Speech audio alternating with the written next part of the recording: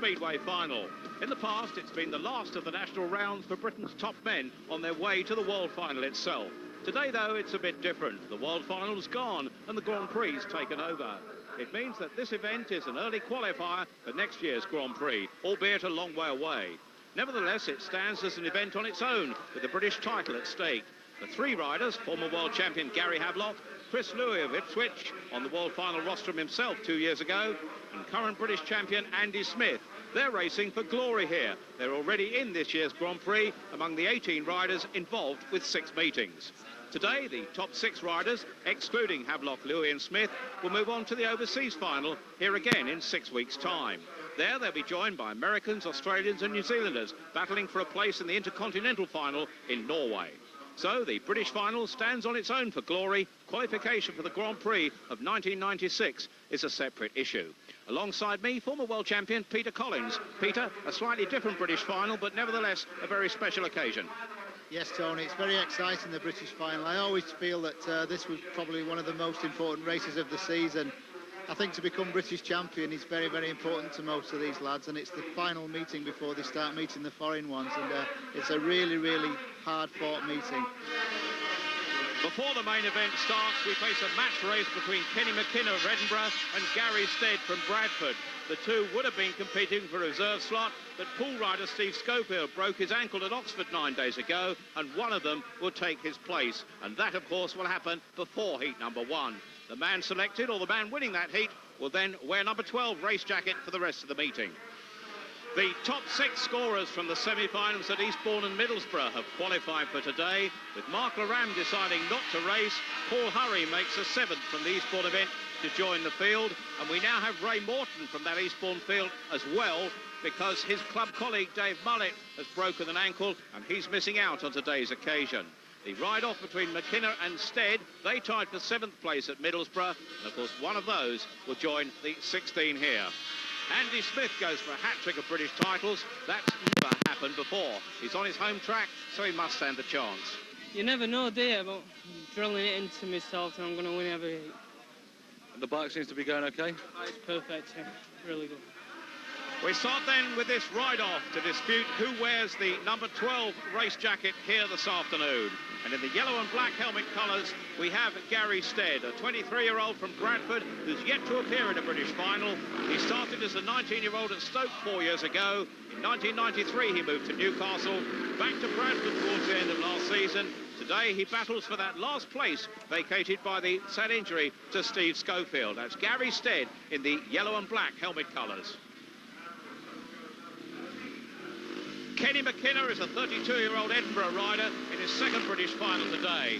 A Glasgow Speedway legend who did the unthinkable and moved across the country to Edinburgh. He started his career at Glasgow and raced for Bellevue before returning to Glasgow 7 years ago. He moved 2 years later to Middlesbrough and in 1992 became a full-time Edinburgh asset. Just one British final before. In red, that's Kenny McKenna. He'll be going from the outside, and on the inside is Gary Stead in yellow and black.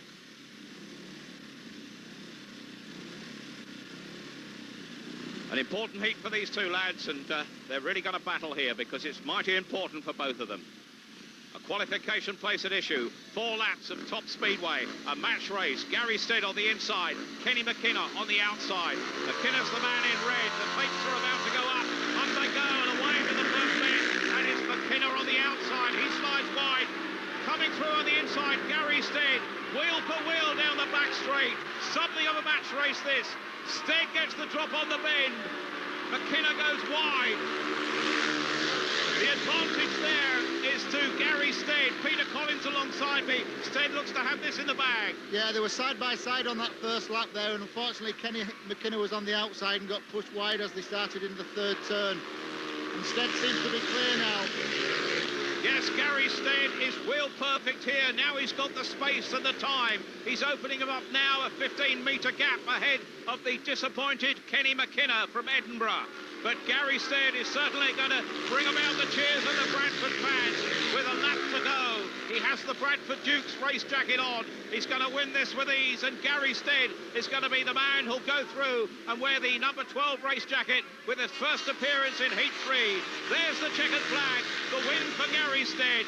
Bad luck, Kenny McKenna. McKenna will now be the meeting reserve for the rest of the meeting. But Gary said certainly showed form there, and it may well be that the rehearsal on the track has done him advantage. Here we go then for heat number 1. The action proper now starts thick and fast. That's Martin Dixon, the 33-year-old Long Eaton rider who makes his British final debut after 18 years in the sport. He started his career with Middlesbrough. He's since ridden for Halifax, Kings Lynn, back to Middlesbrough, and then Newcastle. He's in his 4th season now with Long Eaton. That's Martin Dixon in red. The blue helmet colours, the Eastbourne rider Dean Barker, a 24-year-old who makes his 3rd British final appearance today. He's also ridden for Cradley and Oxford since starting his career as a junior at Eastbourne. An England regular, he rattled up 8 points from his first 3 rides here last year. In blue, that's Dean Barker. In white is Gary Havelock, a 26-year-old from Bradford who hails from Teesside. He won the world title in Wroclaw 3 years ago. He's won the British title twice. He's already safely in this year's Grand Prix. Races at Wroclaw in 3 weeks' time.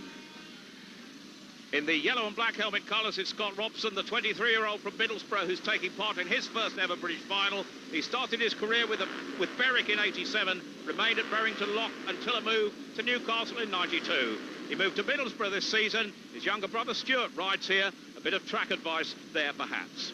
So there's the lineup. In red, Martin Dixon. In blue, Dean Barker. Gary Havelock in white. On the outside, Scott Robson in yellow and black. That's heat number 1, and here we go now.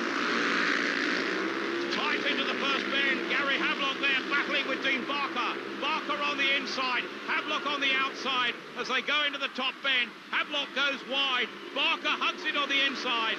Havelock gets the advantage. Gary Havelock, the former world champion who doesn't need to qualify for this afternoon. He's there for honour and glory. Gary Havelock in white out front.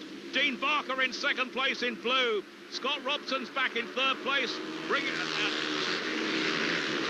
Bringing up the rear, Martin Dixon now in 3rd and Scott Robson at the back.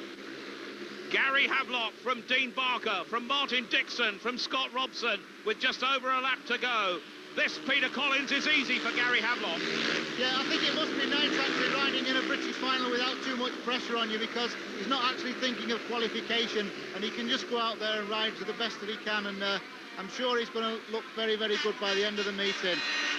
There we are then. Gary Havelock does a wheelie across the line ahead of Dean Barker. Martin Dixon is in 3rd and Scott Robson, outclassed somewhat, tailed off at the rear. Yeah, it was good, you know. I made a good start, but I lifted a bit towards the corner. And Dean got a good run on the inside, but I managed to keep him ahead, so it was good. What's the track like? Slick. Now for heat number 2. Number 5 in the red helmet colour, Neil Collins, a 33-year-old member of the Collins Speedway dynasty, one of whom's right next to me. It's Neil's 8th British final. He launched his career at Ellesmere Port 17 years ago and first joined Sheffield back in 1979. He spent the last 2 seasons with Long Eaton, but is now back at Sheffield for his 3rd spell with the club. In red, that's Neil Collins.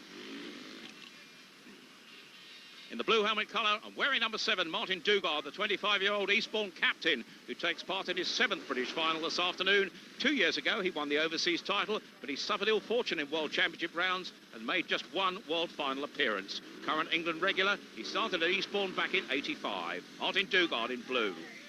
In the white helmet colours is British champion Andy Smith. Twice in succession he's won the title, a Coventry rider on his home track in his 11th British final this afternoon and seeking a hat-trick and a record. In white, that's Andy Smith.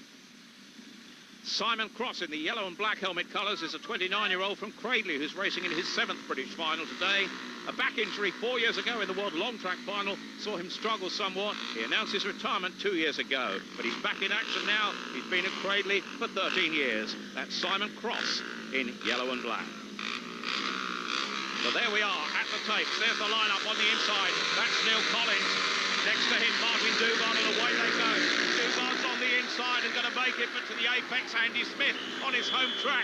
Going wide is Simon Cross. Dugard comes through on the inside. At the back, Simon Cross comes through as well, leaving Simon Cross in the end at the back. It's Neil Collins in the 3rd place, but out front in white, that is Andy Smith looking for a hat-trick of British Championships here on his home track, pursued by Martin Dugard. Peter Collins, it's looking good for Andy Smith. It is. It's a great way to start your first ride, actually, in defence.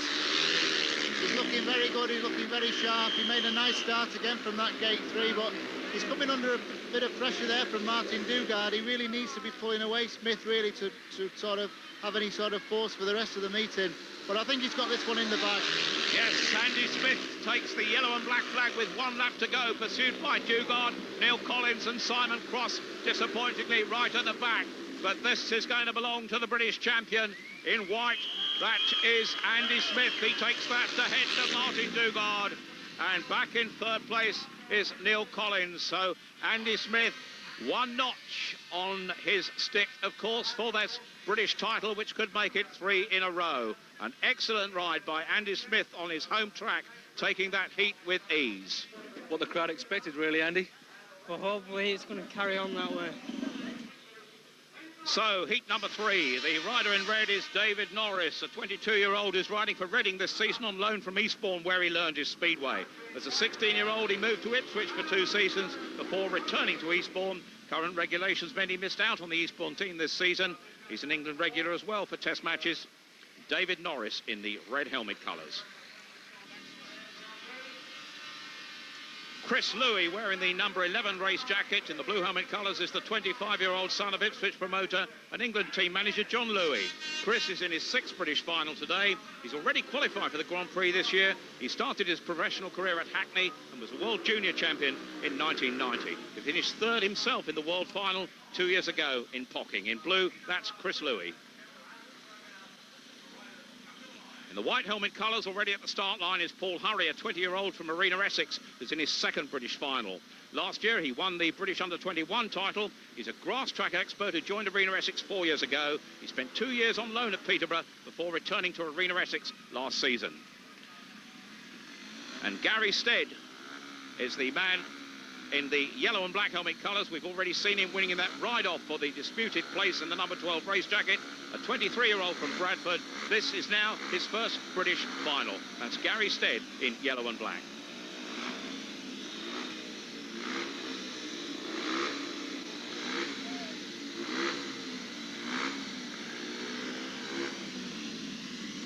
So on the inside, that's David Norris. Next to him in blue, Chris Louis, slightly back from the takes. In gate number 3, it's Paul Hurry. On the outside is Gary Stead. Stead's already been out on this track. The starting marshal about to move away, having problems getting the riders up to tape, but in a moment they will be away. The first bend so vital.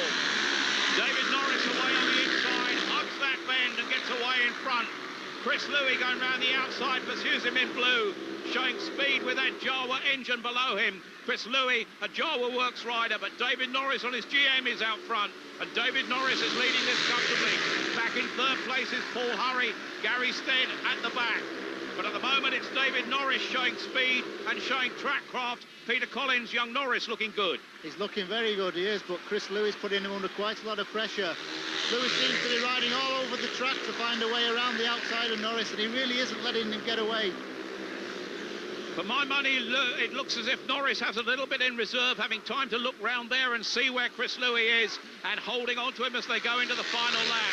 It's Norris, it's Louis. Gary Stead has come through into 3rd place. Problems at the back for Paul Hurry, with his motor certainly sounding sick as he looks down towards it, but no doubt about the winner here as they come up to take the checkered flag. That's David Norris from Reading, Chris Louis from Ipswich. He's in 2nd place, and Gary Stead from Bradford brings up the 3rd place position to take 1 point, and tailed off disappointingly at the rear, Paul Hurry from Arena Essex. But no doubt about the winner, David Norris. Good track craft, good skill, good speed. Peter Collins, he did well. He did. David Norris has really improved this year. He's definitely going in the right direction. He makes a lovely start there, really, on the inside, and pushes Chris Louis quite wide on the first turn. And Louis really done well to get back into 2nd place here, because he gets pushed pretty close towards the fence, but he's having trouble. He seems to be all over the place, Chris Louis, as he's trying to find a way around Norris. And on these first 2 laps, he actually doesn't let Norris get away, but I think Norris realises he's there, and Louis trying outside, then back to the inside. But Norris goes clear. That was a nice win.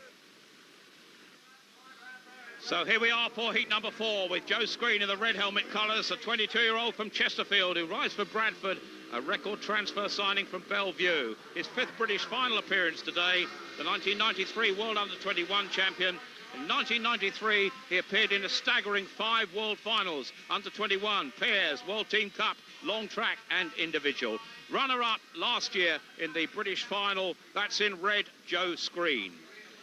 In the blue helmet colours is David Walsh. In the veteran stage now, the 31-year-old Glasgow rider, currently in his 13th season in the sport, during which time he's raced for 5 different clubs. The last 3 seasons have been at Glasgow after spells with Berwick, Ellesmere Port, Sheffield and Cradley in blue. That is David Walsh.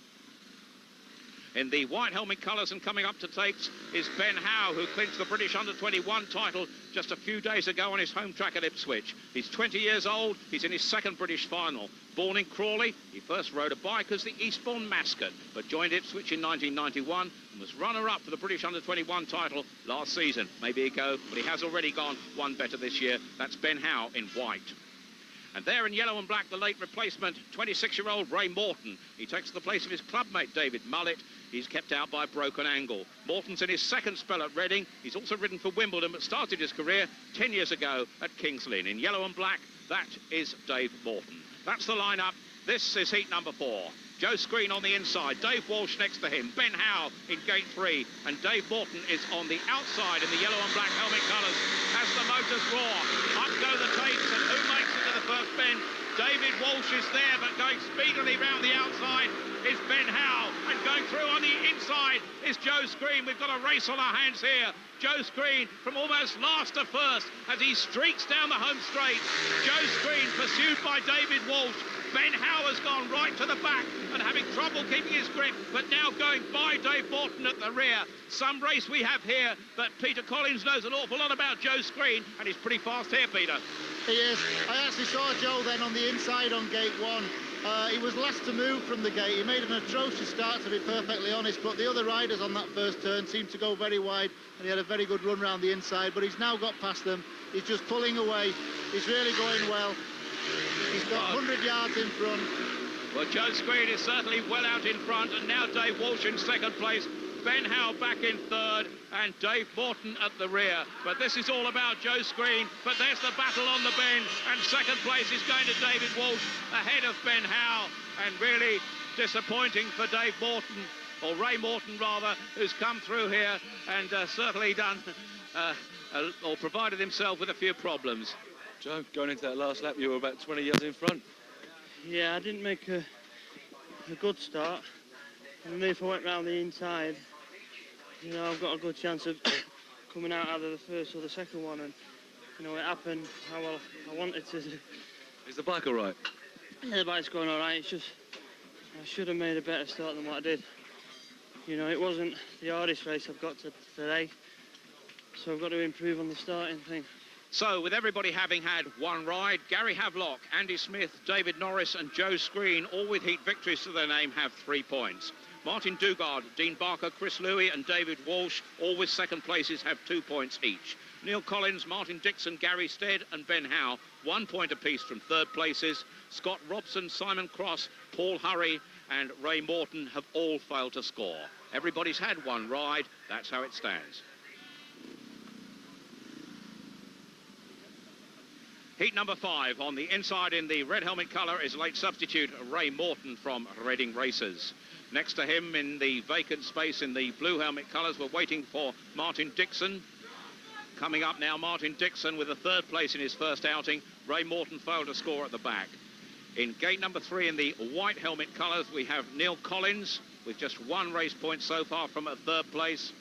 On the outside is Paul Hurry from Arena Essex. He failed to score in his first ride. Sad for this field in this heat, just 2 points between them from their first outings. They all need points. Ray Morton, Martin Dixon, Neil Collins and Paul Hurry from right to left. On the inside, it's Ray Morton.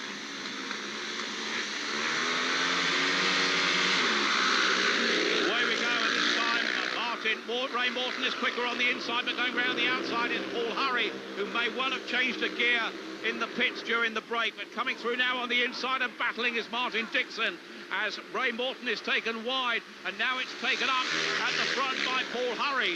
Hurry ahead of Martin Dixon. Back in 3rd place is Ray Morton, and in white at the back is Neil Collins, Peter.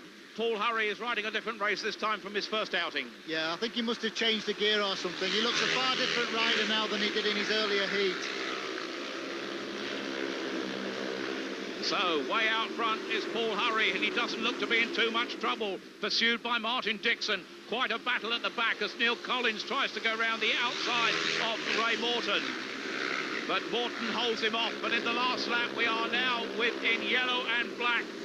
Out front, Paul Hurry, putting the battle in and putting a speed on the final turn. That is Martin Dixon, but it's held there by Paul Hurry. In second place, Martin Dixon. Back in third is Neil Collins, and at the back, Ray Morton in red. Away from the tapes then with Peter Collins, we can see that there Ray Morton made it well on the inside, but from then on it was all backwards for him, and coming round on the outside was Paul Hurry who held it from there. That's right, Hurry, he seems to be different altogether in this race, but I mean he really does need the points after running the last in his first race. He's gone clear now of the other riders, and he does really look good at this stage. He's got 3 more rides to go, and he's got to amass some points, but he's certainly going in the right direction the way he's going now. He must have changed the gear or something on his bike. In the last lap, well, he was out in front. Martin Dixon was in touch, and at the back, well, there was a second race going on between Ray Morton and Neil Collins, and Neil put the speed on in the final turn, but out front, well, it just stayed as it was, and Paul Hurry there, as Peter says, probably changed a gear. It allowed him to go quicker and certainly earned him 3 race points that time. I don't suppose there's any real pressure on me at the moment because I've not done a lot this year so far. So I just come here really just to try and get as many points as I can. I didn't expect to win it. Maybe a rostrum place might be good, but I think dropping them points earlier on might have affected that. So, away it goes. Heat number 6, and that in blue is David Norris. So impressive with a heat victory first time out. David Norris, in his first outing, certainly finishing well in front of the speedy Chris Louis and showing his value in this meeting. David Norris is the rider in blue, the 22-year-old from Reading Racers, wearing the number 10 race jacket, and in this heat, going from gate number 2 in the blue helmet colours, that's David Norris.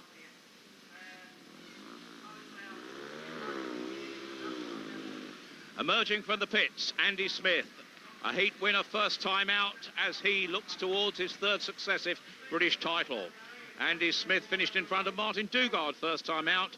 Simon Cross and Neil Collins as well were in his wake, but Andy Smith on his home track has every chance here of making it a hat-trick of British titles. In this heat, David Norris providing the challenge as Smith looks to earn his 2nd heat victory. In yellow and black, that's Andy Smith. In gate number 2 in blue, we've already seen David Norris, but on the inside of him is Dave Walsh in red, and in gate number 3 in yellow and black, or in white rather, that's Dean Barker. So Dean Barker is in gate 3. There he is at the tapes, and Dean Barker finished 2nd first time out. So we've got some heavy point scorers in this heat. David Walsh on the inside, David Norris next to him, Dean Barker in gate number 3, and the British champion Andy Smith is on the outside.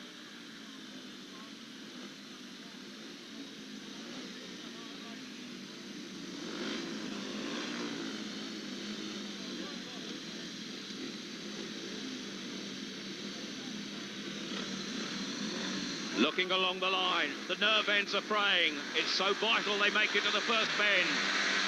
Who's going to do it? Away on the inside in red is Dave Walsh, but tight on the bend is Dean Barker this time. Round the outside goes Andy Smith. The Coventry rider makes it to the top bend first. The local fans cheer because Andy Smith is out there again, ahead of Dean Barker in 2nd place.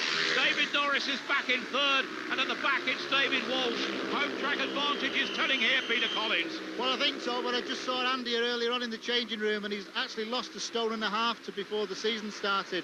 And it's certainly showing out on the track. He's going very, very quick, and that extra weight that he's lost seems to be making that difference. But I'm sure that he's very determined to try and win this for a 3rd time, which would be a record. Well, it certainly will be a record at the moment. All is going to queue because with 1 lap to go, Andy Smith leads ahead of, in 2nd place, Dean Barker. Back in 3rd is David Norris, and at the rear, that's David Walsh. But here in yellow and black, no doubt about the quality, no doubt about the local support. Andy Smith takes that in yellow and black, ahead of in white Dean Barker.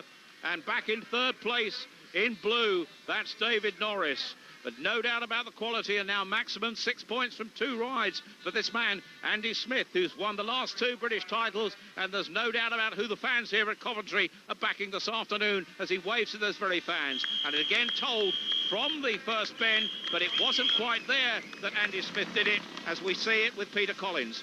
Yes, Andy made a very brave first turn there. You can see him running around the outside. As he's coming onto the straight, Dean Barker's almost clear, but Andy sees a small gap between Barker and the fence, and he goes through it very, very well. And I think to beat Dean Barker like this has been exceptional, because I know Dean Barker is one of the fastest riders out on the track this year, as he was last year. And I think that's a great feather in Andy's cap there. Well, there was no doubt, once again, going into the last lap, who was going to win this one. Andy Smith knows the track like the back of his hand. Barker was in pursuit, albeit quickly, but the track craft told here, the local knowledge, Peter, and he certainly did it all the way to the line. Yeah, Andy certainly knows his way around Coventry, and that's a great help. He must be feeling very good today.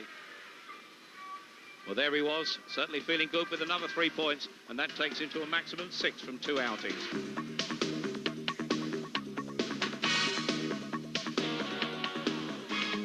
Right now, we're underway with heat number 7, and coming out there is Joe Screen, so desperately fast in his first outing, heat number 4, when he left all 3 of David Walsh, Ben Howe and Ray Morton in his wake.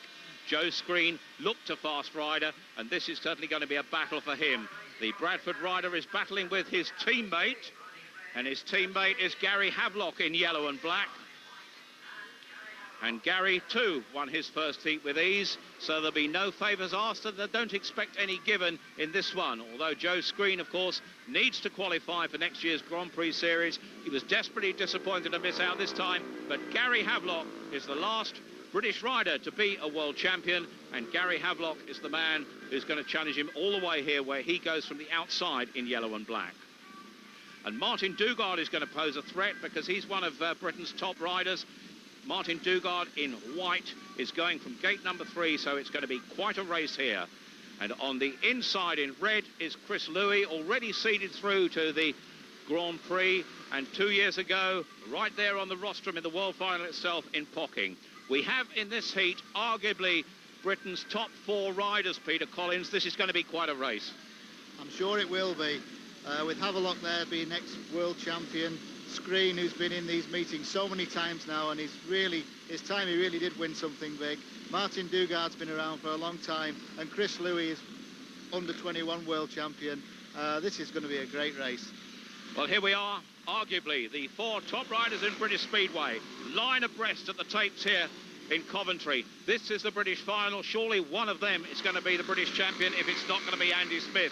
The Coventry men may say Andy Smith on his home track, but here is riding talent in the extreme. This is heat number 7. Away we go from the tape. Havelock is fast from the outside, but on the inside, Chris Louis goes through to hold it. But round the outside comes Joe Screen. Havelock's in pursuit. Havelock's right at the back, but going wide is Martin Dugard coming through. But now out front, Joe Screen ahead of Chris Louis, Martin Dugard and Gary Havelock. But Joe Screen once again knows what he's doing here, and Peter Collins, it doesn't look as if he's going to be passed. Well, he had half a wheel on as he went into the first turn there. But Louis seems to be all over Screen at the moment. But if Screen can win this race, this will be a great advantage to him, because to see off such good opposition in one go like this will be really good. But I'm sure he saved his good start for this race. I certainly hope so.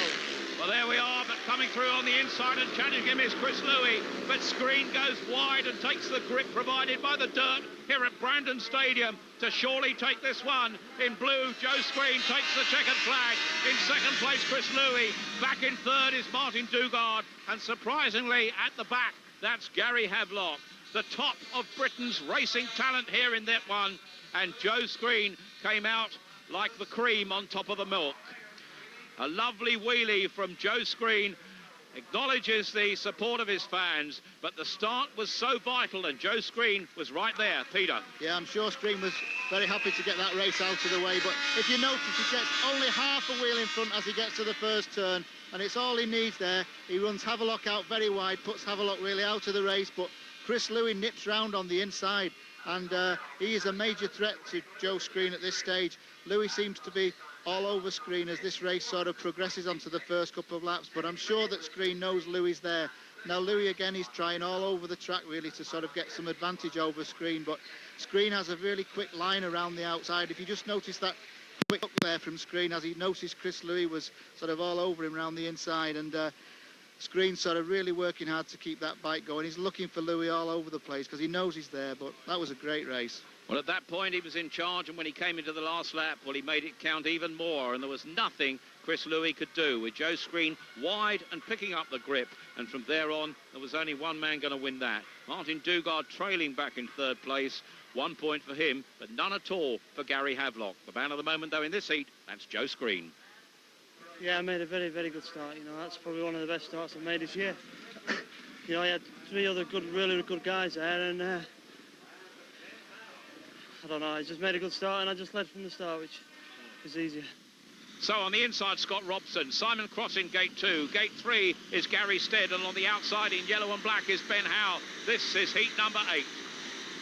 All desperately looking for points to make their mark on this British Championship title chase. Ben Howe goes round the outside and picks it up to take the lead ahead of Scott Robson on the inside. Quite a battle, and there's the view that we see from the back of Ben Howe's bike. And Ben Howe is on the outside, but now coming through on the inside, almost a cue on our camera is Scott Robson as Ben Howe sets off in pursuit with Gary Stead in third place, moving forward now to leave Ben Howe back in third place, and at the rear it's Simon Cross. But at the moment out front, Scott Robson from Middlesbrough. In second place, Gary Stead, the qualifier from Bradford. Back in third is Ben Howe, and right at the back that's Simon Cross. This something of a procession here, and disappointment after the overtaking of the first lap. But now Scott Robson has it very much his own way, Peter Collins. Yeah, Robson had the inside start there, and he just kept plugging away on that first lap, and he ended up taking the lead.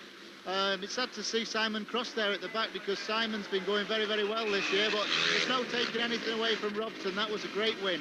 So Scott Robson taking it in red ahead of in white Gary Stead, and in third place Ben Howe in yellow and black. And as Peter says, real disappointment for the talented Simon Cross. So with everybody having had 2 rides after 8 heats, Andy Smith and Joe Screen each have 6 points, 2 wins from 2 outings. David Norris, Dean Barker, Chris Louis all have 4. Gary Stead, Paul Hurry, Scott Robson, Martin Dugard and Gary Havelock, along with Martin Dixon, are all on 3. David Walsh on 2, Ben Howe on 2, Neil Collins on 2, Ray Morton and Simon Cross have failed to score. So heat number 9, and here's Andy Smith once again, the Coventry rider, looking for race win number 3 out of 3 to take him on his way to a hat-trick of British titles if he can do it, having won it for the last 2 years. In superb form so far this afternoon, in red, number 6, Andy Smith. In yellow and black is Chris Louis, already qualified for the Grand Prix, of course on the rostrum of the World Final himself just 2 years ago. He won't give in easily in this one, and certainly in his last outing, he looked in much better form. In yellow, Chris Louis. From gate number 2 is Ben Howe with the camera on the back of his bike, the British Under-21 champion from Ipswich. And there's the view from that camera as we wait for the remaining rider. In white, Martin Dixon, he's there. Now we have all 4. On the inside in red, Andy Smith, looking for race win number 3 in a row. Next to him is Ben Howe with the camera on the back of his machine. In the white helmet colours, Martin Dixon in gate 3. And on the outside in yellow and black, that's Chris Louis. This is the lineup. This is heat number 9.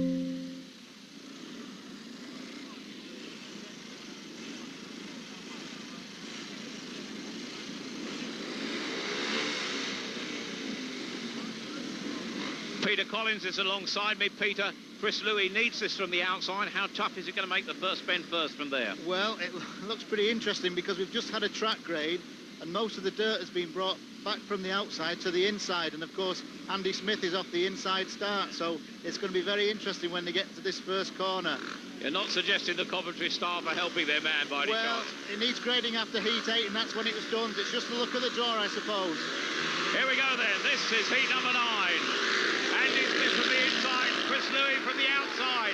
Smith holds it, but Ben Howe creeps through.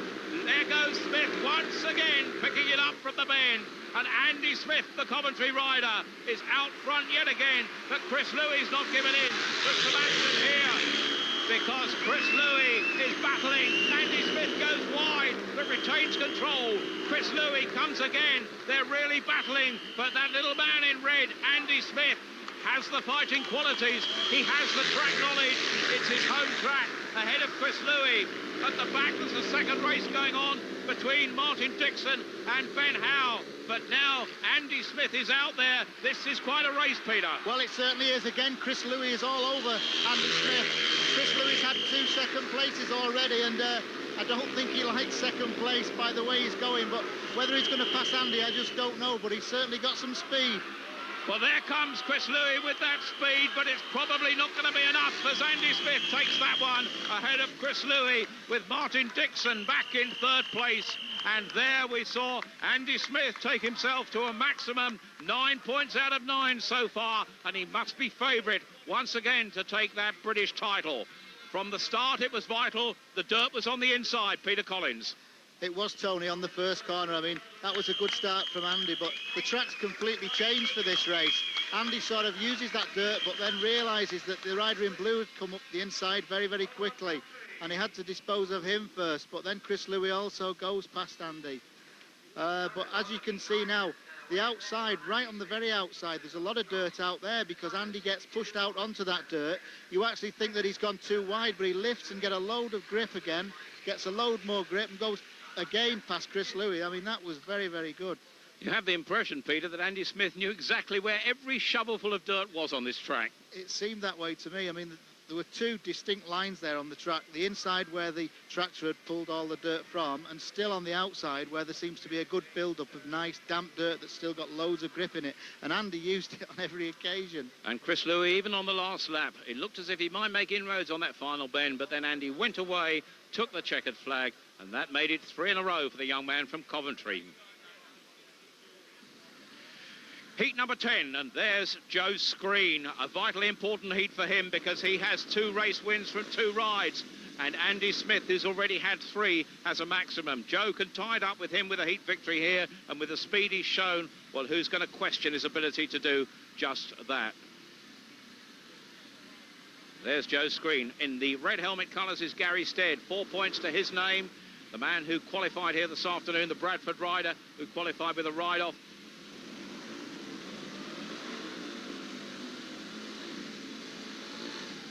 That is Neil Collins, just 2 points so far. He goes from gate number 2, and he's going to struggle to make the qualification stage of 6 men going through.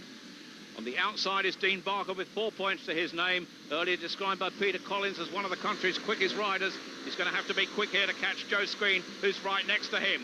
We're going to watch those 2 from the outside as the tapes go up, and once again Joe Screen is there to the apex of the bend. Joe Screen is in front. He's pursued by Dean Barker on the outside. Coming through on the inside, Gary Stead's in pursuit, and at the back it's Neil Collins. But Peter Collins, Joe Screen is there again. Yeah. That was a nice first corner from Joe. See how he's using that dirt now round the outside. He seems to be riding a completely different line, really, to everybody else. And he seems to be now going away clear. And if he's going to win this British Championship, he's certainly got to win this race. The way Andy Smith's going, he can't afford to drop any points whatsoever. Well, it's going to be quite something when they meet, but that's a while yet. There's Joe Screen, and there with just over a lap to go, there's nobody challenging him in this one. Dean Barker's back in 2nd place. He too is looking backwards to Gary Stead, and tailed off at the back is Neil Collins. But Joe Screen is fast, he's furious, he's wheel perfect, and there once again is Joe Screen to take the checkered flag ahead of Dean Barker and Gary Stead. So a great effort from Joe Screen. 3 wins in a row for him, so now it's dead level at the top. Joe Screen with another wheelie to salute the fans, even with 1 foot off the bike, showing the true quality and showing why he's almost been wedded to a motorcycle since very early years. And here we can see it from the tapes. Peter Collins' favourite rider, Joe Screen, once again. Well, I think Joe's very, very slow from the start, but he seems to gain momentum as he gets going towards the corner. And when he gets to the corner, he's just about clear, as he's done in each race, and then he just pulls away. I think he's running with a very, very high gear on the bike. That's all the symptoms of a high gear, but once he gets going, he's extremely fast. It's whether he's got enough speed from the start when he comes up against Andy Smith.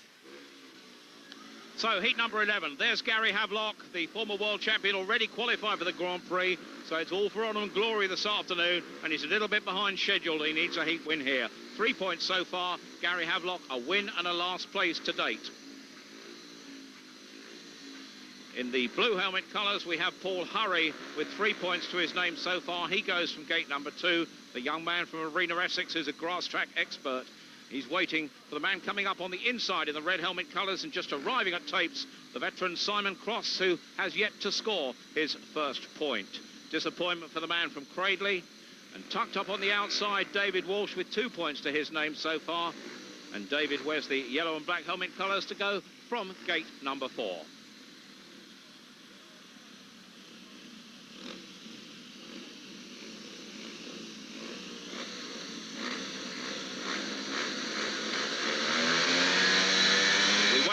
To go up, but there they do as Gary Havelock makes it quickly to the apex of the bend to hold the lead. The grip on the outside being collected by David Walsh, who picks up speed, but Simon Cross goes through on the inside and he needs to pick up points here. But Gary Havelock out front, so disappointing in his last ride. No such disappointment this time. Havelock has whichever part of the track he wishes to use at his disposal as he's pursued on the inside by Simon Cross, and back in third place in yellow and black and going wide is David Walsh. Right at the back in blue is Paul Hurry, but there is Gary Havelock with a lap and a half to go. It's Havelock from Cross, from Walsh, and Hurry is tailed off. As they go into the last lap, the former world champion is showing speed here that perhaps he lacked last time out. But Gary Havelock going wide down the back straight to come in and take the checkered flag surely here with some comfort in this heat number 11. As Gary Havelock from Bradford, he wins that. In second place, Simon Cross, and David Walsh is third. Disappointment for Paul Hurry. The first points of the afternoon for Simon Cross, and Gary Havelock moves on to 6 from 3 rides. Heat number 12 has Ray Morton on the inside. He's failed to score so far after coming into the meeting late. Scott Robson, a surprise in his last outing. He's in blue. He's in gate number 2. David Norris with 4 points from 2 rides so far is in gate number 3. And the Eastbourne captain, Martin Dugard, with just 3 to his name to date. He goes in yellow and black from the outside. Dugard has work to do here to qualify. Many would have thought he was an automatic one to do so. This is heat number 12. Away from the inside and very fast was Ray Morton, who seemed to get a drop on the tape there. No comment from the referee at all, but round the outside goes David Norris, pursued by Martin Dugard. And the red flags are out, as I thought. Something went wrong with the tapes there. Maybe we can have a look at that one in slow motion as to how the tapes went up, because certainly Ray Morton got a flyer.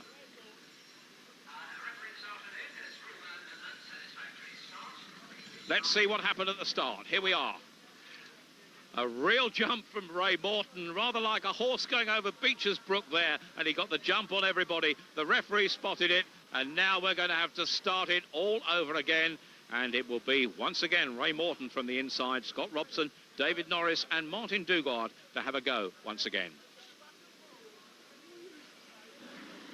Well, we have a restart then of heat number 12. Referee Barry Richardson, very sharp to see that, and certainly something unfair from Ray Morton, but let's see what happens now here as they have another go to get away from the tapes for heat number 12.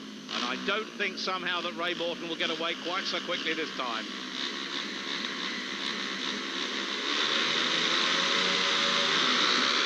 A much better start this time, and it's Martin Dugard from the outside that goes round the field to take the lead down the back straight. It was a fair start, and for my money, probably the fastest rider is now the man up front, Peter Collins. It counted where it mattered. It certainly did, yeah. It's a bit unfortunate that race was stopped for David Norris when he was in front, because I think he was a bit annoyed about that, but he's back up to second now as he's gone away from Ray Morton, and he's now got Dugard in his sights. Yes, well, there's Martin Dugard out front ahead of David Norris, both teammates at Eastbourne last year. Norris riding for Reading now.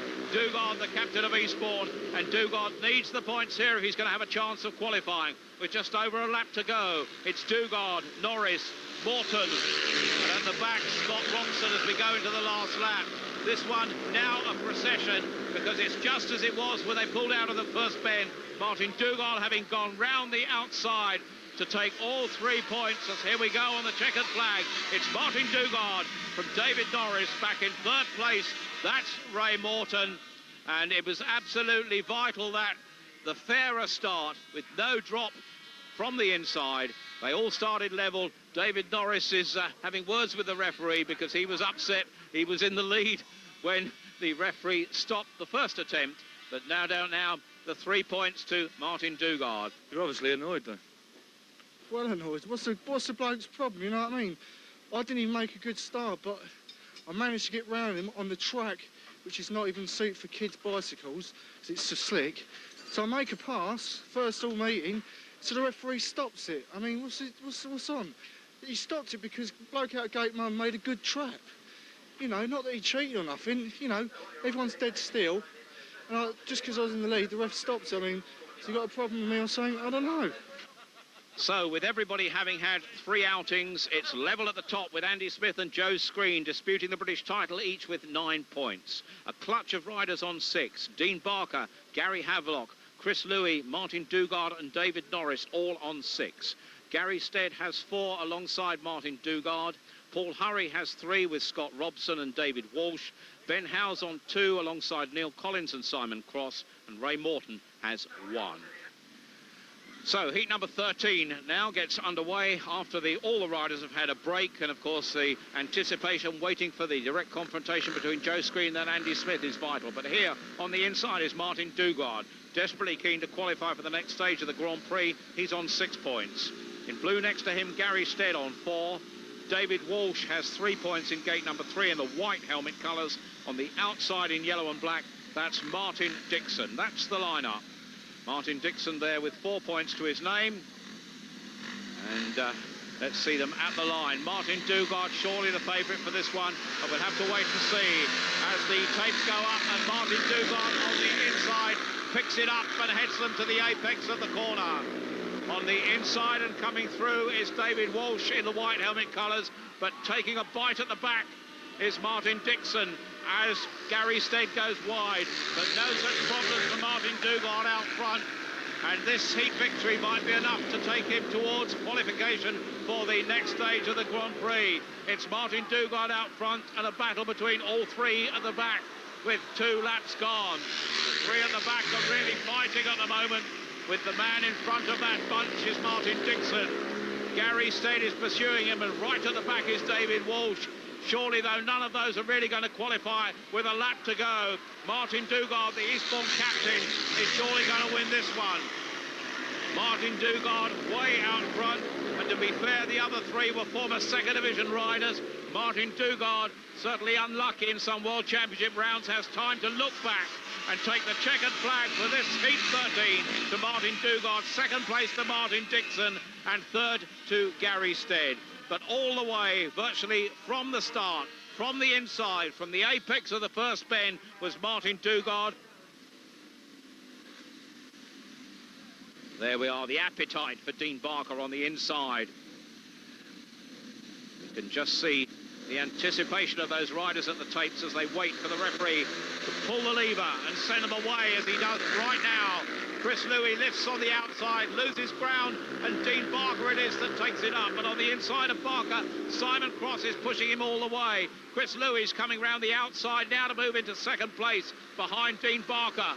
A battle, though, as once again Simon Cross gets in his way and puts Louis back to third. But Barker's out front, and this heat victory could take the Eastbourne rider towards qualification for the overseas final, the next stage of the Grand Prix elimination.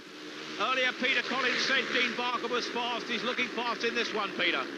Yes, he's looking very quick, Tony. If you notice as well, though, he's got the wrong helmet colour on. He's actually got a yellow on. He should have a red on. I noticed that when he left the starting gate. So we've actually got 2 riders in yellow here. Chris Louis moving into second place, the one who's supposed to be wearing the yellow helmet colour, but Dean Barker is out front. Barker is out front by a considerable distance, is going to bag 3 race points here to take his total to 9. Chris Louis takes second place, he goes on to 8.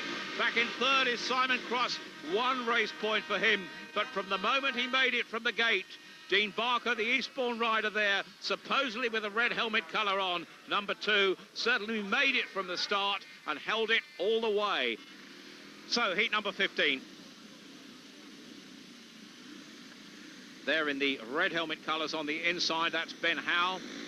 They've removed the camera from the back of his machine, and on the outside is Neil Collins in yellow and black. Here we go, this is heat 15. Away goes Gary Havelock to the apex of the bend, but at the back is Neil Collins taking a perler into the fence. The red flags are out. Neil Collins taking a perler into the fence. Let's hope he's all right, but he looks to be in some pain as Neil Collins down by the fence there. He was taken wide. We cannot see for the moment who the referee has excluded, but no doubt we'll find that out in a moment. And we'll just have to wait and see. But let's watch it from the start with Peter Collins, whose younger brother, of course, Neil is. Peter, what went wrong here? That's right, Neil's there on gate 4, and he almost makes the start, actually, but as he gets to the corner, he's just in the wrong place. He gets hit by the rider in white, and down he goes. He slides off into the fence. I didn't really feel that he'd hit it particularly hard, but looking on the monitor there, I think he did. He seemed to be in quite a bit of pain when he was down, but let's just hope he's okay. So as the crowd wait here, we hear from referee Barry Richardson that all 4 riders will be back in. Let's hope that Neil and his machine are okay. He took quite a buffeting, but once again we'll see all 4 riders at the start if Neil Collins makes it. So we're at the tapes for the start of heat 15, the restart of heat 15 after Neil Collins had taken a perler, but he's certainly there, and there's Neil Collins feeling his elbow, which is what appeared to hit the fence, so maybe Neil won't quite have the appetite for going into that first bend quite so hard this time. So there we are then, waiting for Ben Howe to come up on the inside. Next to him's Gary Havelock in blue, casually looking across. In gate 3, it's David Norris. On the outside is Neil Collins. That's the lineup. This is the restart of heat 15. Gary Havelock once again first into the bend. Neil Collins follows him round the outside and picks up speed to come out of the bend with David Norris back in third place. No problems for Ben Howe. He's not going to contest this. Something has gone wrong with his machine. He's left at the back, which now leaves 3 men racing. 2 really in the wake of Gary Havelock. Havelock is fast here. Neil Collins in second place. David Norris battling in third and struggling somewhat there. But out front, there is Gary Havelock. And Gary Havelock, with these 3 points, will take him on to 9. In second place is Neil Collins, and back in third is David Norris, with Ben Howe having retired with just over a lap to go. If Gary Havelock had shown this form earlier on, Peter, then he would have been in contention as well. Well, absolutely, Tony. It was just that real one bad ride that Gary had, but unfortunately it was at his expense after Joe Screen gave him a bit of a push in that earlier race.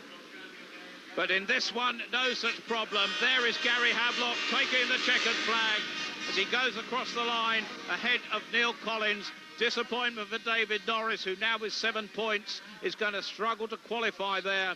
But certainly Gary Havelock moving on to 9 from 4 rides. He's already qualified for the Grand Prix. May have enough if he wins his next heat to get a place on the rostrum. But certainly it's with Andy Smith and Joe Screen in direct opposition, and anticipation in the pits for them both, surely.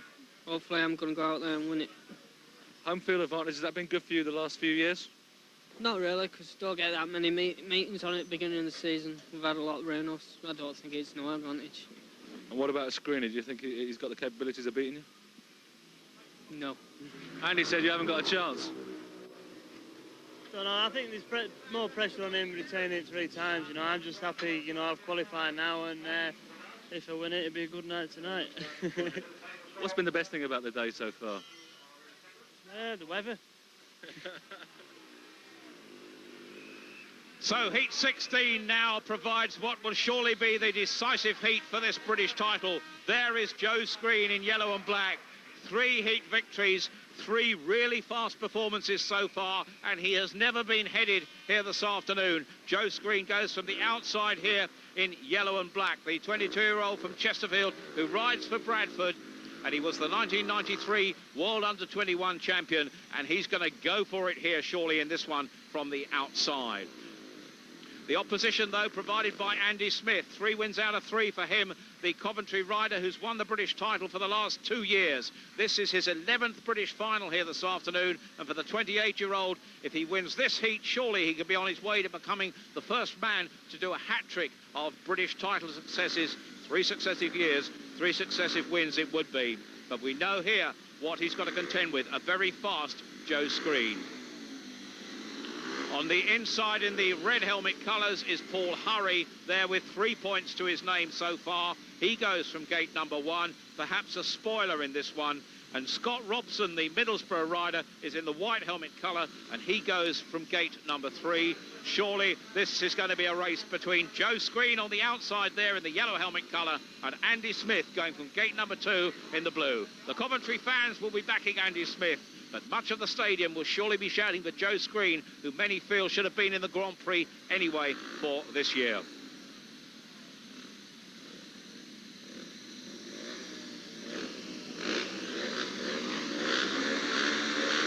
So as they line up at the tapes, the start's going to be vital. Andy Smith's away on the inside. Joe Screen first to the bend, tries to shut the door. Smith holds him off. Joe Screen picks up speed. They're really racing in this one, but there goes Andy Smith. Joe Screen has to show all his track craft if he's going to make headway here. Screen's on the inside and does it surely. No, Smith holds him tight. Smith's now on the outside and Screen on the inside. And Smith pulls away down the back straight. Peter Collins, Joe's got a bit to do. He certainly has. Andy's looking very, very quick. That extra weight is lost, seems to be making all the difference. And he seems to be pulling away now from Joe. But Joe's trying everything he knows, and I know he won't give up at all. A lap and a half to go. Andy Smith's out front. Could this be the key to a hat-trick of British title successes? Joe Screen's in pursuit. Andy Smith from Joe Screen. Screen's going wide. Can he pick up the speed? Smith holds on. Screen keeps battling into the final bend. Smith still out front. Here he goes for race victory number 4. Andy Smith wins it. He clenches a fist. Joe Screen in second place. The Coventry crowd go wild as Andy Smith makes that 4 in a way to make it 12 points. And the applause is for Andy Smith. One more heat victory and he's made a hat-trick of British title successes, but that will not be easy. I think he has yet to meet Gary Havelock. It was vital, though, at the start, as we see Andy Smith coming round there. And let's see what happened from the tapes as they pulled away. Peter. Yeah, all credit to Andy there. I mean, the pressure was really on him, but he comes away from that blue start, the number 2 start, and pushes Joe a bit there on the first turn. Now, it's a real race down that back straight as they go towards the top bend, but Joe Screen's going to really try everything to go past Andy, but Andy must be riding with mirrors because he knows that Joe's going to be trying on the inside, the outside, wherever. But Andy's got his track knowledge of Coventry, and I know that he's going to do his best to stop Joe getting by, but I know that he thinks he's got a tiger on his tail. But on the second lap, Andy seems to pull away here slightly, and Joe seems a little bit sluggish out of the corners. Perhaps he's a little bit overgeared or something, but Andy's really got a bit of an advantage with his weight. And into the last lap, the battle was still joined. Perhaps Joe Screen felt he had a chance there as he came out of that bend, but when Andy Smith held on the inside, Peter, well, then it was all over. Joe had too much to do. Yeah, that's right. Joe's a bit bigger lad, and he's pulling about 11 stones to Andy's 9.5, and I think that's the thing that made the difference in the end. So everybody now has one ride to go, and favourite for that British title for the 3rd year in a row is Coventry's Andy Smith, who has a maximum 12 points. Joe Screen, beaten in heat 16 by Smith, has 11. All is not lost. On 9 points, we have Dean Barker, Gary Havelock and Martin Dugard. Chris Louis has 8. David Norris is on 7. Martin Dixon on 6. Gary Stead has 5. Neil Collins and Paul Hurry have 4 apiece. Scott Robson, David Walsh and Simon Crosser on 3. Ben Howe has 2 and Ray Morton just 1.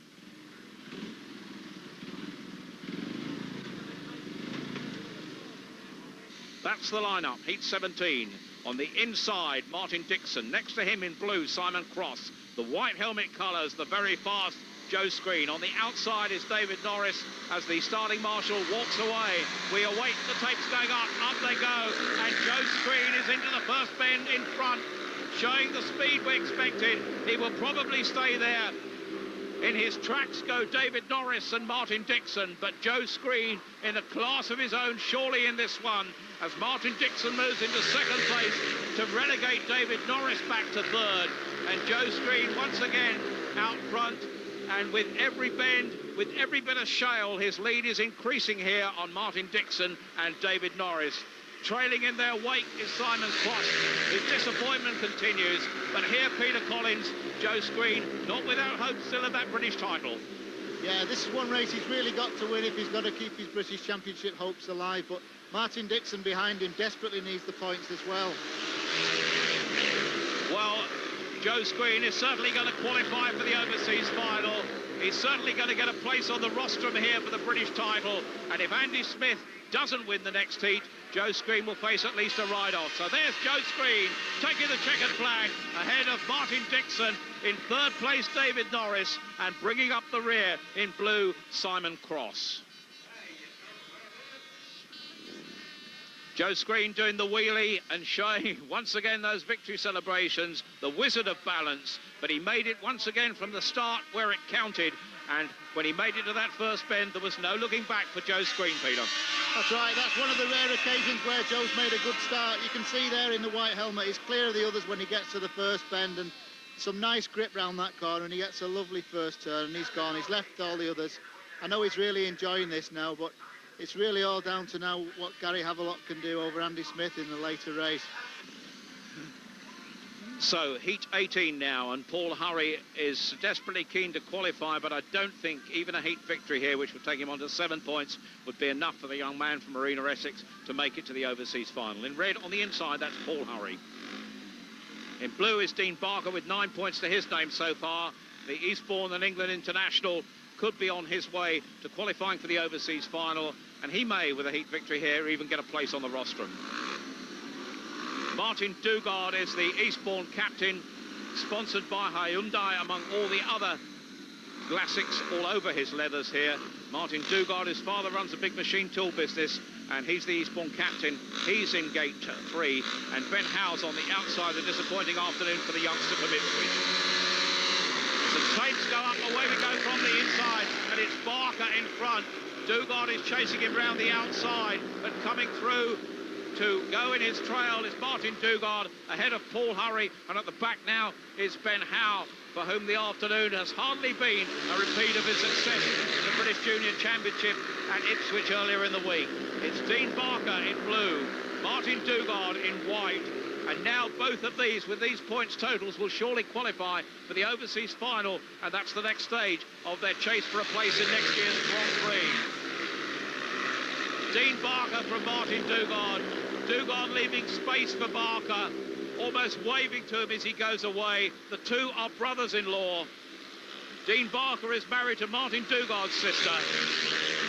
Martin Dugard, recently a father, but here they'll be celebrating that both go on to Coventry here again on June the 11th for that overseas final. Dean Barker is going to win this and take the checkered flag in the blue helmet colour ahead of Martin Dugard looking back. Ben Howes in third place. Bringing up the rear in red is Paul Hurry. But that was a battle for qualification places, and both Dean Barker and Martin Dugard should be back here at Coventry for that overseas final.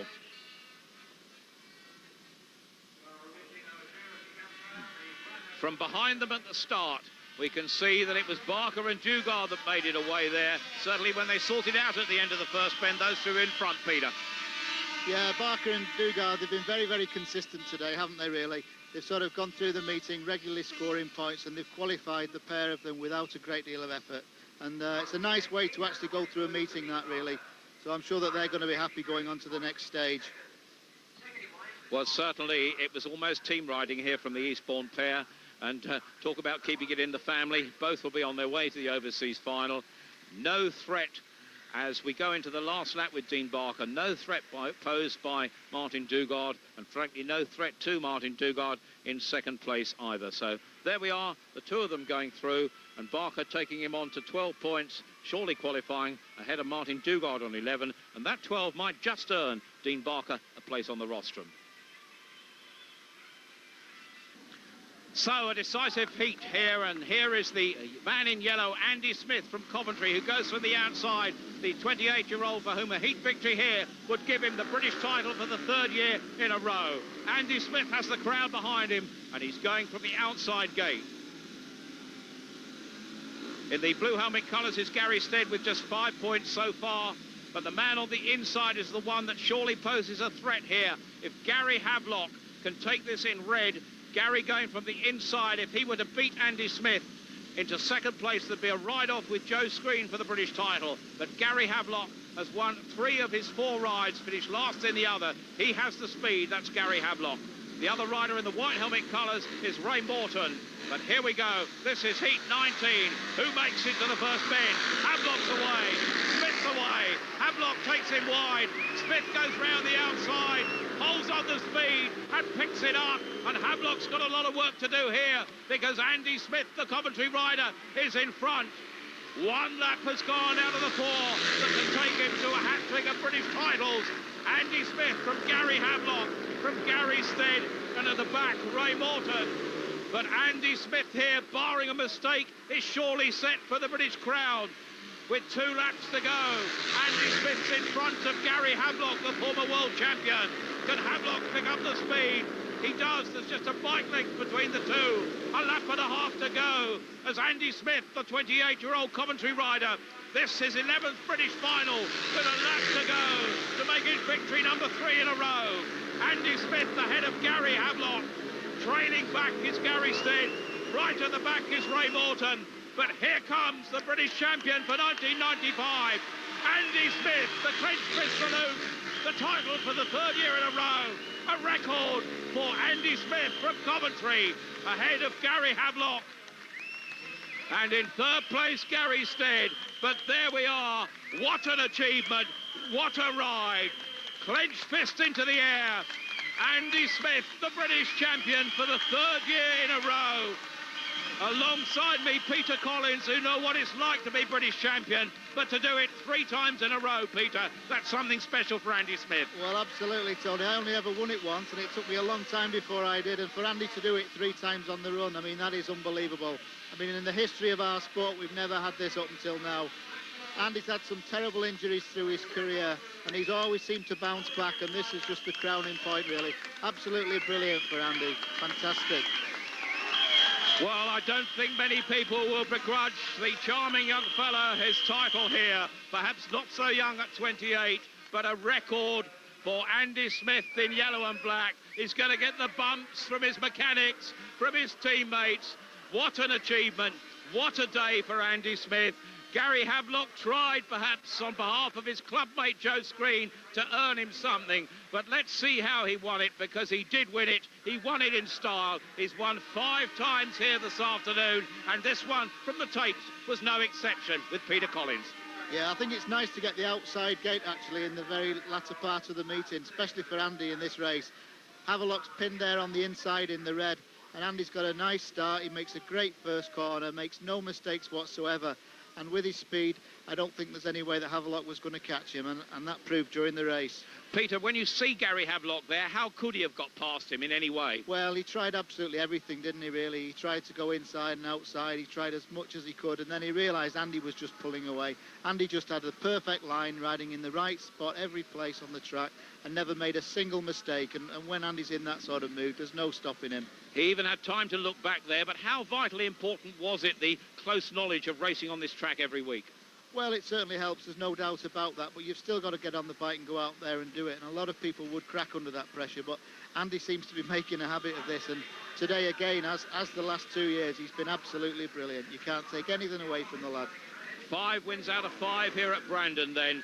3 wins in a row in successive seasons for the 28-year-old. As he goes into the last lap here with Gary Havelock in his wake, there was little doubt here that he was going to win this. Having time once again to look back, And whatever Gary Havelock tried to do, he could make no impact whatsoever on a young man who, like Peter Collins perhaps, used to ride for Bellevue, but now a Coventry rider, and I've won the British title, he says. He knows it. Andy, that's Speedway history. Yeah, it's a dream come true. Brilliant, I feel fantastic. This must be better than winning it the first time for sure. Did you feel any pressure going into it at all? Yeah, all day. And what now?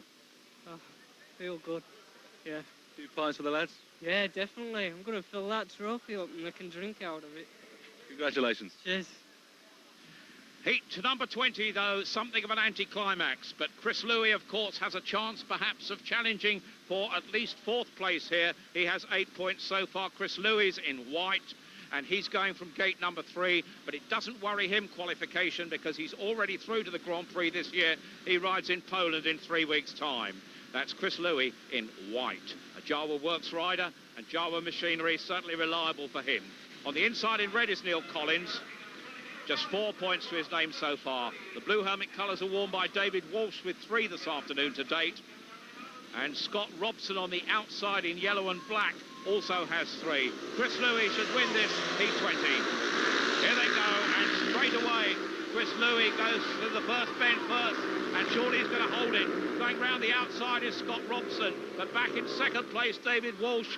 In red going wide is Neil Collins, recovered from his crash in his previous race.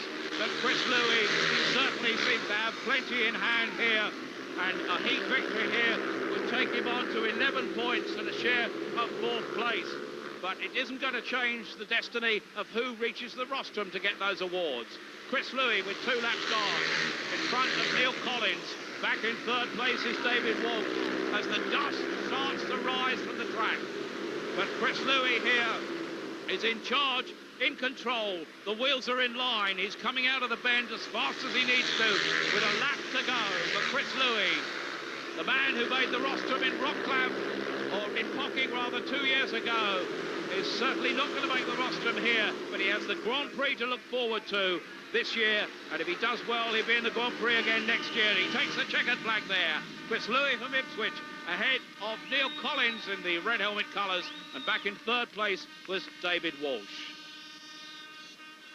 But Chris Louis made this all the way from the tapes. Really, Peter Collins, there was no threat to him at any stage.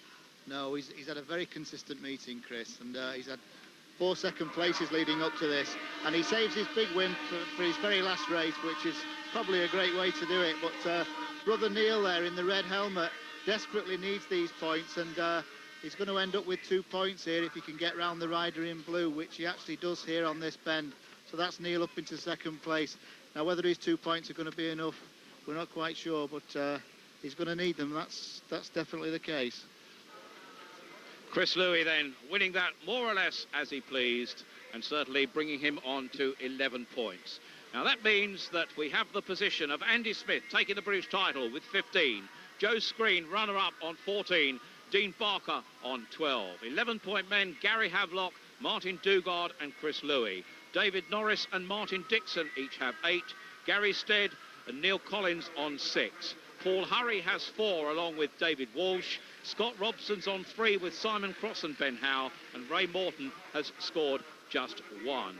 With Andy Smith, Gary Havelock and Chris Louis already in the Grand Prix this year, it means that Joe Screen, Dean Barker, Martin Dugard, David Norris and Martin Dixon all definitely go through to the next stage. That's the overseas final of the World Championship this year. But Gary Stead and Neil Collins face a ride-off for the deciding place. So, for heat number 21, we have a ride-off for the remaining qualifying place for the overseas final. On the inside in white is Neil Collins. Neil Collins goes on the inside in white, and Gary Stead goes from the outside in red. It's the 2nd match race of the afternoon. Gary Stead, in the first outing of the day, had to race against Kenny McKinnon to qualify for today, so it's quite an achievement by the Bradford rider. But Neil Collins is on the inside, Gary Stead on the outside. Collins in white, Stead in red, and here they go to the first bend. Stead goes round the outside, makes the apex of the bend first, and that might be enough to get him back here at Coventry on June the 11th for the overseas final. Stead's in front in red. Neil Collins is in his wake in second place, but Collins is going to try round the outside where the grip is. And who better to tell us the tactics here than brother Peter? What's Neil going to do, Peter? Well, he's certainly trying. He's very close. He's trying to run round the outside of him here, as you can see, and he's got a lot of nice grip there, but Stead's just got that wheel ahead of him all the time. But they're back on the pits bend again, and Neil seems to be all over that back wheel, but he seems to have lost a bit of ground now on the second lap. But he's got about one lap to try and do it now, but he seems to be drifting back. Well, he's got a lot of work to do now as Gary Stead picks it up, but Neil Collins is not done, although he locks up a little bit there, which perhaps prejudices his chances of getting past Gary Stead. And now the man in the red helmet colour is going to take the checkered flag, which means he rides in that overseas final, and Neil Collins will be a reserve for that. A fine effort by Neil Collins, but Gary Stead, who hadn't even qualified for this at the start of the afternoon, did so with a ride-off with Kenny McKenna to earn a place in that number 12 race jacket, and thereafter has battled throughout the afternoon. Disappointment then for Neil Collins there, but Gary Stead is celebrating. The Bradford fans are celebrating, and we now know that Gary Stead is through to the overseas final. So, the British champion is Andy Smith, Joe Screen in second place and Dean Barker third. But with Andy Smith, Gary Havelock and Chris Louis already qualified for the Grand Prix, it means that Gary Stead there joins Joe Screen, Dean Barker, Martin Dugard, David Norris and Martin Dixon as those that come back here to Coventry to compete in the overseas final when they take on riders from America, riders from Australia and riders from New Zealand as well. It's going to be a battle that day, but Britain's representation is now strong, and the other three are already through to this year's Grand Prix. Peter Collins, quite a meeting. It certainly was. It always turns out to be a fantastic meeting, the British final here at Coventry, and this year's been no exception. It's been a really great day, and a full marks to the track staff. The track's been absolutely great, and we've had some great racing today, and of course Andy Smith, 3 times British champion. What more can you say?